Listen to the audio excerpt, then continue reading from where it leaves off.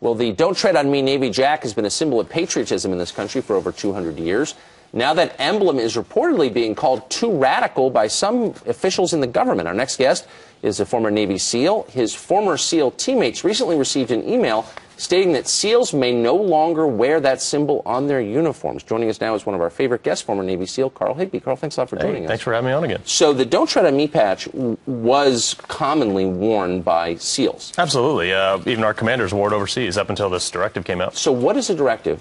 It just said the Don't Tread on Me patch is no longer authorized to wear on the uniforms. We've got, I think, a full screen of this. We put this up on the screen. Here's the email you received from one of your former teammates, and it says this: personnel are only authorized to wear the matching AOR, American flag patch, on the right shoulder. You're no longer authorized to wear the Don't Tread on Me patch. Right.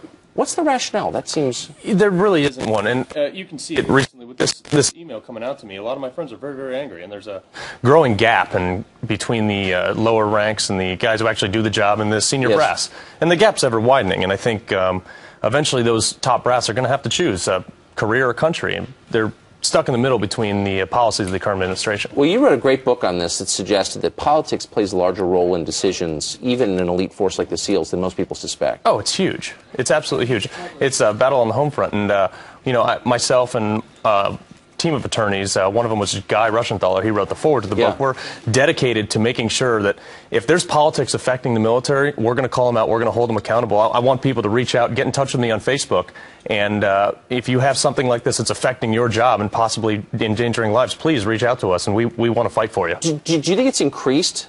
Absolutely. Politics since Obama took over? Absolutely. It's incredible how much it's gone. And you have to ask at some point, like this flag, it's not necessarily the flag as big a deal as it is the symbolism behind it, because you have...